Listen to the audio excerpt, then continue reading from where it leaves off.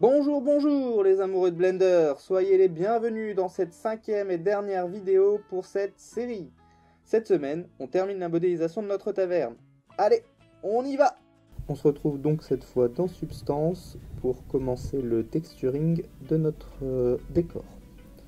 Alors pour ça, on a ouvert Substance, on va aller sur File, on va faire un nouveau projet. Ici, on va régler la sortie pour ce qu'on souhaite obtenir. Pour l'instant, moi je vais la laisser sur Unity. On va aller sélectionner notre objet. Et ici, on va pouvoir régler sa résolution. Pour l'instant, je vais le régler en 2048 et je sortirai des formats différents au besoin à la fin. Ok.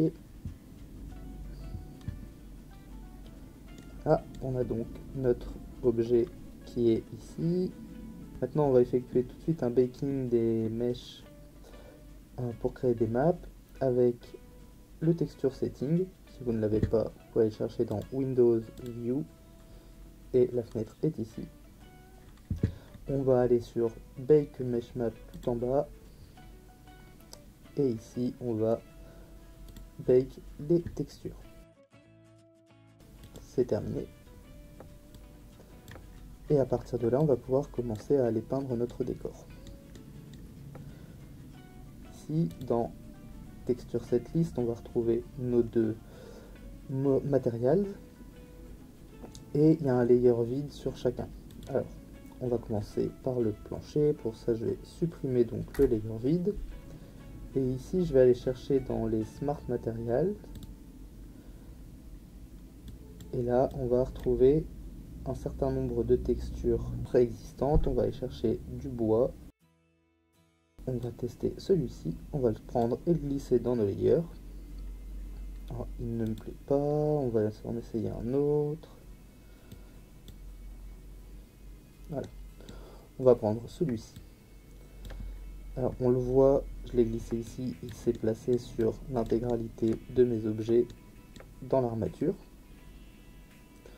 Moi, je vais vouloir ne le mettre que sur une partie. Donc, tout de suite sur ce dossier, ce que je vais faire, c'est que je vais venir faire un clic droit et je vais créer un black mask. Sur ce masque, avec les propriétés de peinture, je me rends compte que je peux faire apparaître de la texture en peignant. Je peux faire apparaître de la texture en peignant et je peux la faire disparaître en changeant la couleur avec X et en peignant. Le fait est que nous, on veut pouvoir avoir quelque chose de plus facilement retravaillable et réversible. Donc on va faire un clic droit sur notre masque sélectionné et on va lui ajouter un paint qu'on pourra enlever, masquer pour en mettre plusieurs, ce qui peut permettre de gérer un peu mieux le travail. Et puis là, effectivement, on va pouvoir commencer à peindre. On pourra régler le radius du pinceau ici. On a un plancher. Les nervures du bois sont trop larges, trop grosses pour moi et la couleur ne me correspond pas. On va donc aller modifier ce matériel. On va ouvrir le dossier et on se rend compte qu'il y a beaucoup de layers dans celui-ci. Et on va pouvoir chercher où sont les fibres.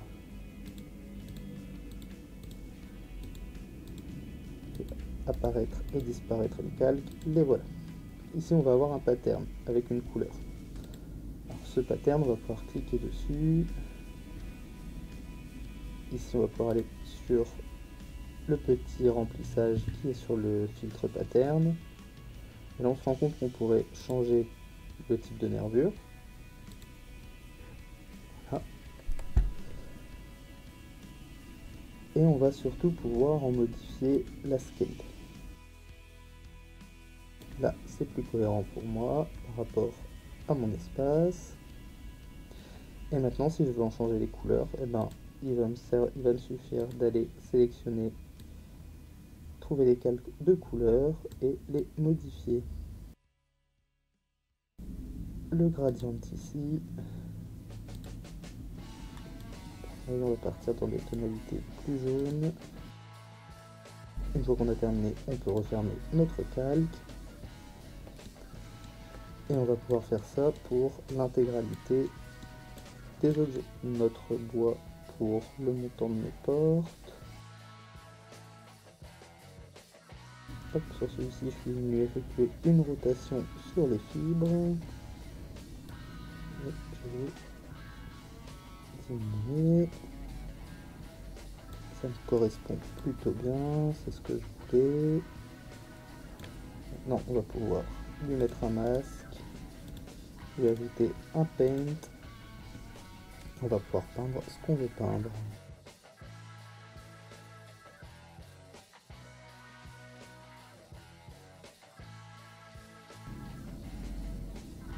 Si le type de fibre ne me va pas, je vais pouvoir venir le changer.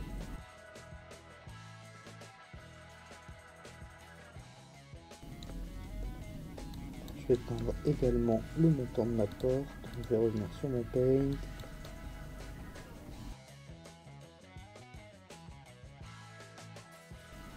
Maintenant, imaginons que je veuille donc le même bois pour ma fenêtre. Alors, je vais venir ici activer la symétrie pour gagner un peu de temps. C'est pour ça qu'on a placé tous les objets sur l'axe des Y. Et là, pour l'instant, je m'embête pas avec les vitres. Je viendrai les faire précisément après, avec une autre texture. Et voilà, quand une texture est au-dessus d'une autre, hop, si je vais pouvoir revenir sur le paint, et je vais faire la poignée de porte avec cette couleur. Et là, on va pouvoir venir repasser au-dessus de la texture inférieure.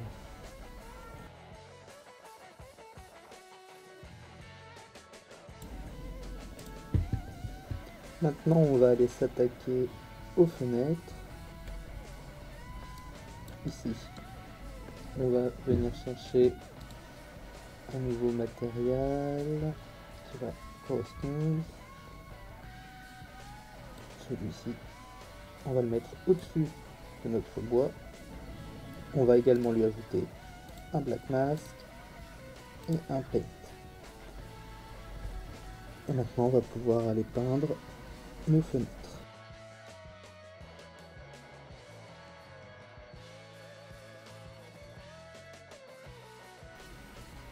Il nous reste à faire le mur avant de passer au mobilier. Donc pareil, on va aller chercher un matériel qui nous convient.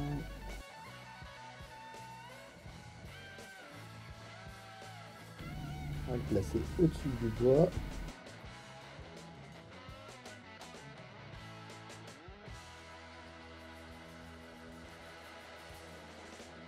Et maintenant, on va lui mettre un black mask, un paint.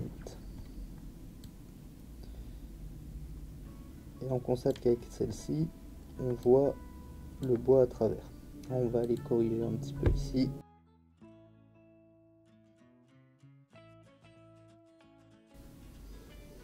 Alors, je vais laisser toute la partie basse en bois.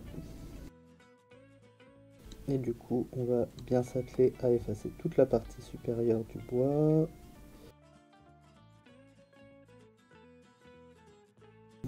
Une fois qu'on a terminé de cleaner, je vais pouvoir prendre mon ivoire, je vais le glisser en dessous du bois. Et là, on est parti, on va pouvoir peindre. Et on va pouvoir passer au mobilier. Pour le mobilier, on va simplement cliquer ici sur mobilier. On va masquer notre armature pour être plus à l'aise dans le travail.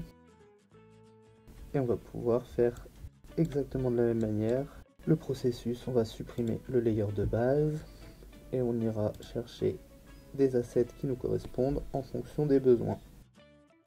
On ajoutera des black masks, etc., etc. Et on empile, on peint pour obtenir ce qu'on veut.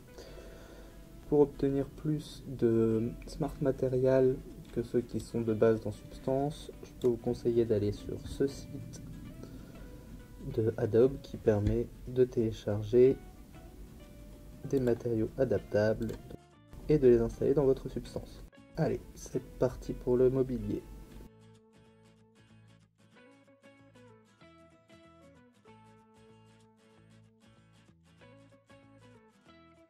Pour terminer, on va s'intéresser un peu à la lampe. L'idée, ça va être qu'elle puisse être lumineuse. Alors pour ça, ce qu'on va faire, c'est qu'on va activer la map d'émission lumineuse. On va retourner dans notre texture set setting et ici on va ajouter émissive. Et voilà, elle s'est ajoutée ici. Donc on peut revenir dans notre setlist. Et je vais aller chercher un matériel que je sais lumineux. Je vais le placer ici tout en bas. Et là, on voit la lumière qui couvre un peu tout alors qu'on est en dessous. On va ici aller le régler un petit peu. On va changer sa taille. On va pouvoir changer également sa couleur ici avec le HSL Perspective. Et maintenant, on va revenir sur le fichier. On va mettre un masque noir et on va lui mettre un pinceau. On va terminer notre lampe. Et une fois qu'on a terminé, on va pouvoir exporter nos textures pour les réexploiter dans Blender. Pour ça, on va simplement aller dans File, ici en haut, Export Texture. On va avoir ce menu qui va s'ouvrir. Alors dans celui-ci, on va régler l'endroit où on veut que sorte notre objet. Ici, je vais créer un nouveau dossier. On va sélectionner ce dossier.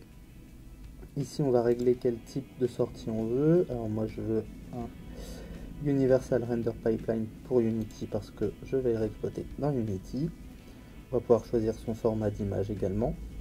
Et si on se rend ici sur les matériels, on va pouvoir se rendre compte qu'on peut également changer la qualité.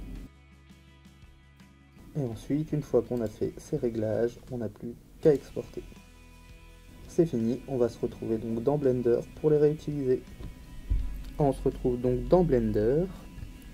Ici, on a notre fichier contenant nos images de texture. Et maintenant, on va les appliquer sur nos décors. Alors pour ça, on va déjà masquer la collection copie et faire réapparaître la collection classique. Voilà. On va changer de vue. On va se mettre en poste de travail shading ici en haut. Et là, on est en vue matériel. On va pouvoir commencer à appliquer nos textures. Je vais juste sélectionner un objet. Ici, je sais que c'est le matériel armature. Je vais pouvoir aller chercher mes images de l'armature. Ici, on a la première, la métallique ici, et la normale là. Ici, on va s'amuser à relier nos images de texture à notre nœud de matériel. Alors, pour l'albédo, on va simplement le mettre sur base color. La métallique, on va la mettre sur le métallisme. Et la normale, on va la mettre sur la normale. On va avoir un petit souci. On va devoir ajouter un node. Shift A pour ajouter un node. Et on va aller chercher un normal map. On va glisser entre les deux. Donc voilà, on obtient ceci. On va pouvoir faire de même sur les mobiliers. Texture, on va le mobilier, ici c'est la lumière, ici le métallisme et ici le normal. Albedo sur color, le métallisme, ici on a l'émission, qui nous servira notamment pour la lampe. Et de même, on va avoir la normale, comme tout à l'heure, on va faire Shift A, on va ajouter un node de normal map.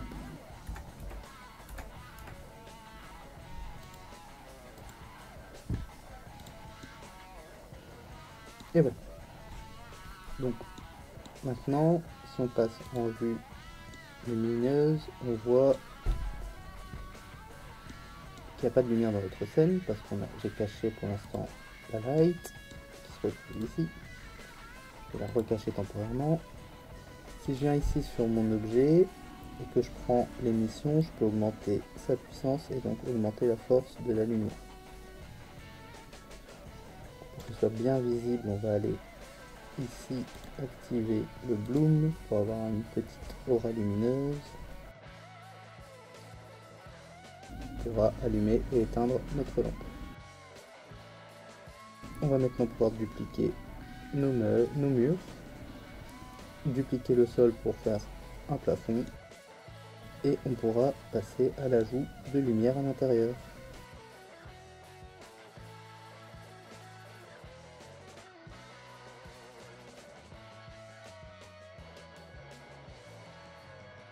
Donc nous voilà dans notre décor qui a été fini, dupliqué, placé. On va maintenant terminer en ajoutant quelques lumières et en faisant une petite sortie vidéo.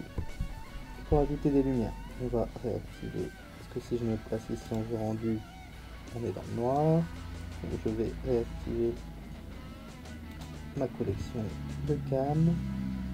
Ici je vais pouvoir sélectionner ma lampe. J'en ai une qui existe dans la scène de base, c'est un point lumineux. On va le mettre au niveau de cette lampe. On va lui donner une teinte un petit peu jaune. Et on va régler sa puissance. Non, si je la saisis avec ma lampe et que je les duplique, je vais pouvoir aller en placer plusieurs dans ma scène. Et on va pouvoir prendre nos 3 lampes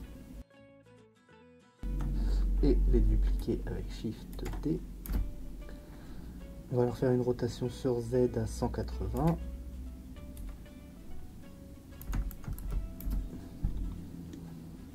Et on va les placer dans la pièce en face. Si on veut masquer les petits gizmos, on peut simplement cliquer là. Et on a une bonne idée du rendu. Je peux aussi cacher mon... permet de voir de l'extérieur.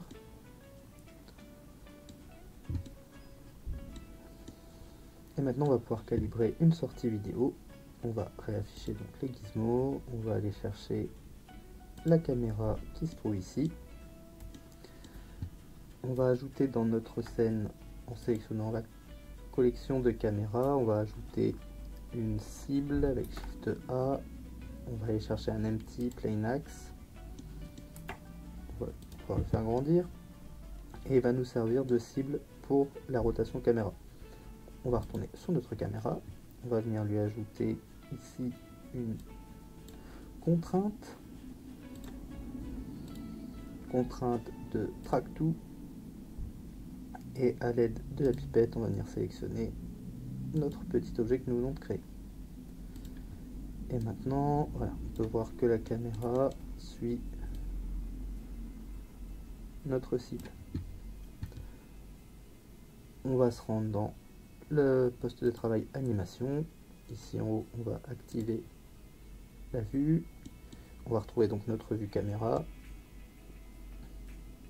Et maintenant, on va pouvoir créer une petite animation. Donc, on va commencer par placer nos objets.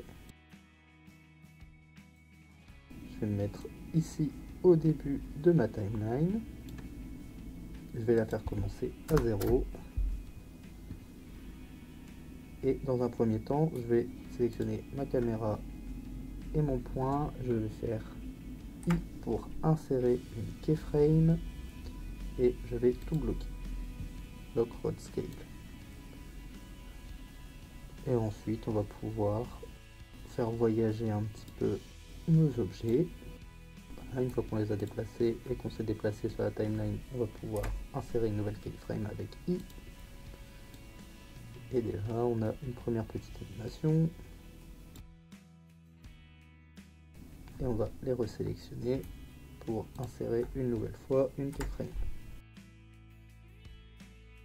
On va terminer avec un zoom sur la bouteille, donc on va plus bouger la cible, seulement bouger la caméra.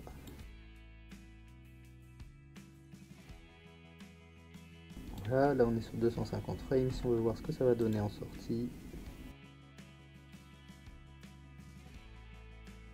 On a donc notre bande vidéo qui est prête. On va réactiver le toit. Alors normalement il est toujours actif pour le rendu. Moi, je l'ai juste désactivé pour le mode travail.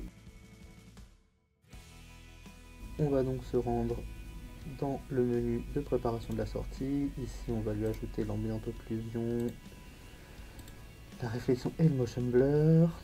Et ensuite on va aller dans le menu de sortie. Alors on va garder le format et ici on va descendre et on va régler l'endroit où on veut sortir notre vidéo ainsi que son titre. Ici on sélectionnera le format que l'on désire. Je vais prendre un AVI-JPEG et je vais faire le raccourci CTRL F12 pour lancer l'enregistrement.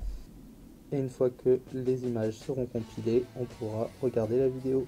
Et moi je vais ajouter quelques petits objets et des petits personnages histoire de rendre ça un peu plus vivant.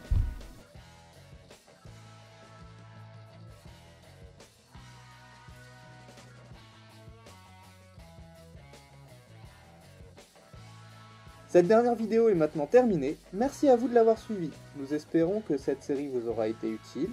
On se revoit la semaine prochaine pour une nouvelle série. Encore merci et à la semaine prochaine!